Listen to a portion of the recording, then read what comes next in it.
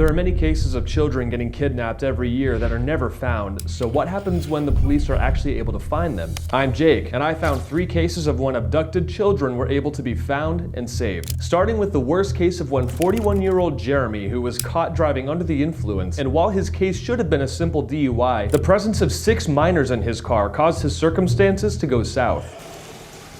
Hey there, how are you? All right. Just all right? Yeah. Okay. Is your driver's license? There's your wallet right there between your legs. Sorry, I was a little bit nervous. So was I. The way you're driving, at times, you went all the way from lane number 1 all the way over. Didn't use a signal, had problems keeping your vehicle 1 lane. And then you took that curve way too fast. I did. I'm sorry. I thought you were gonna crash. There doesn't seem to be any point in trying to explain Jeremy's actions to him because he seems wasted out of his mind. Regardless, the officers have a protocol, but they're about to spot something very concerning inside of his car. Okay, and then you have a bunch of kids in the car. How many kids? You have 1, 2, 3, 4, 5, 6. Who are these kids to you? This is my friend. That's your friend? Yeah. How old's your friend? 18. That girl's not 18. Trust me. She don't look 18. Ma'am, how old are you? Jeremy is delusional if he thinks those children can be friends with someone 3 decades older than him. When put into perspective, it's even more horrifying to consider that he has been drunk and speeding with 6 innocent lives in his vehicle. Furthermore, his attempt to hide the age of the blatantly minor girl in the front seat is disgusting, but the officer has seen enough of his shady display. Jeremy, turn the car off and come back here and talk to me. All right. Let me see the keys. Come on out. Why's your zipper, your buttons down on your crotch? Well, I probably just forgot. Okay. I'll button my zipper. Yeah, please button your zipper. I mean, I had to take like a piss and.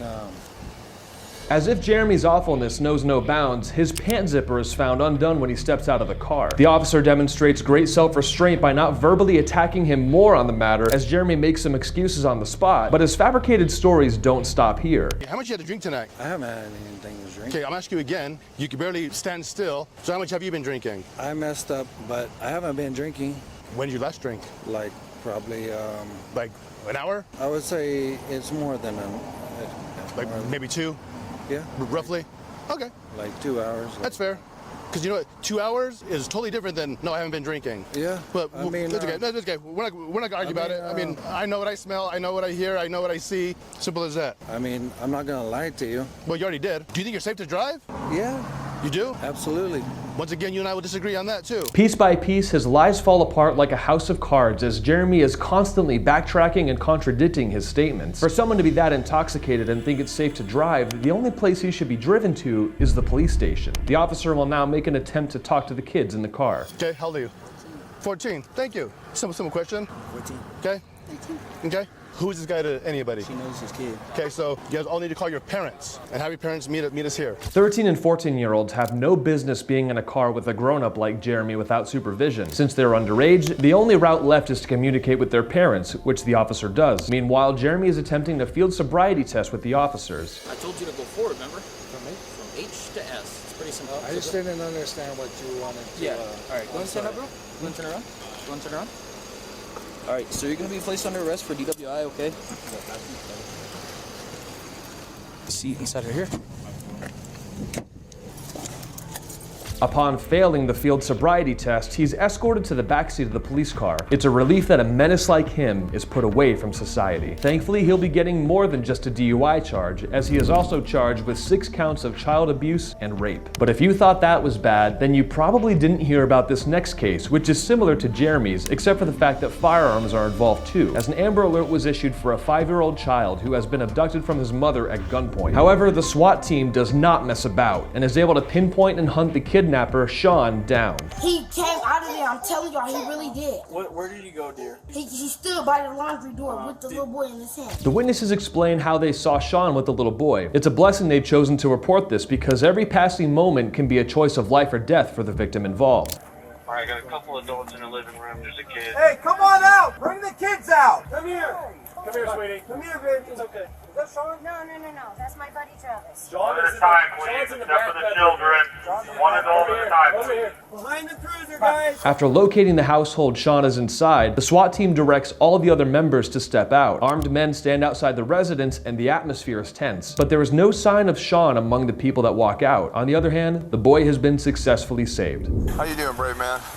Give me knuckles. Yeah, oh, we miss. You miss. There you go. Did you let him use the lights yet? Most of your lights are They're all messed up. It's a heartwarming sight to see the young boy in good spirits with the heart of a warrior after the terrifying incident he has gone through. While this is happening, another officer finally takes Shawn into custody. Come on out. Just step, dude. Do you have anything on you that they missed? Knives, guns, drugs, needles, anything like that? I do got to go through all your pockets, all right? Despite being arrested for such a horrific crime, there seems to be not an ounce of remorse on Shawn's face. He walks out all proud, but he'll get his humbling dose of medicine in no time. I don't know, but she said something about getting, my mom stays on the next street over it. She's got to get her phone number. Do you have the number memorized? No, she stayed right here. That's why I'm putting that on the phone. Whatever I need. All right. We'll see if we get it for you. Shawn needs to be thankful that the law isn't treating him the way he treated that boy, as he has no right to ask about his own mother after snatching that child from his terrified mother at gunpoint. But that's where the difference between police officers and criminals truly lies. Okay, so there is a cut up there on your head.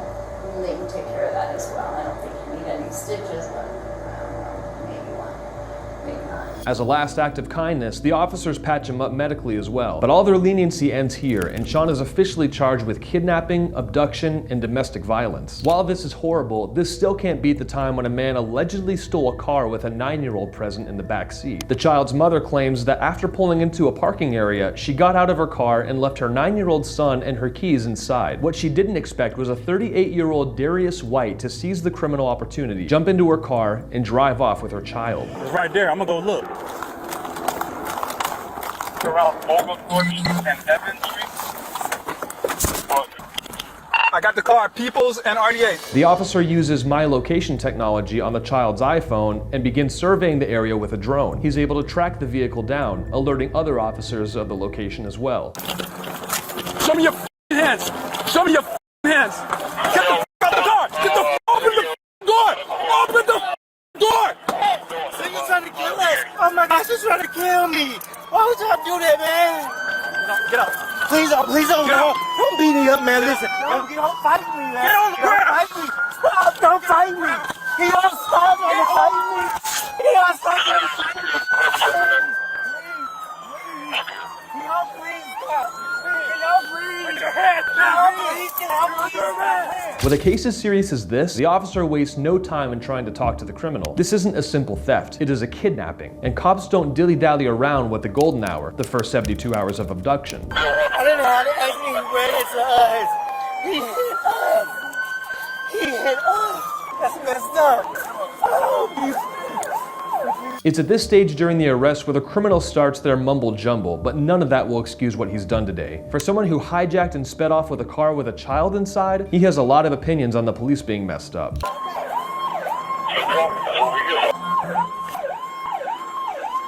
hit us. That's messed up. Darius is dealt with swiftly and justly, and he faces charges of kidnapping, cruelty towards children, and theft. Now, let's see how the young boy's doing.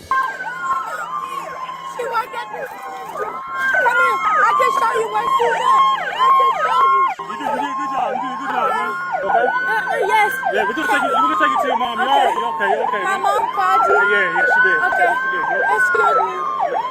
Excuse me. I want to go now. The poor boy is clearly shaken up, calling out for the mother he was snatched from. The way the officer is handling the boy shows a very compassionate side of his, and it really is a miracle that the child was reunited with his mother. If you enjoy true crime, subscribe to the channel and click on this video to watch more.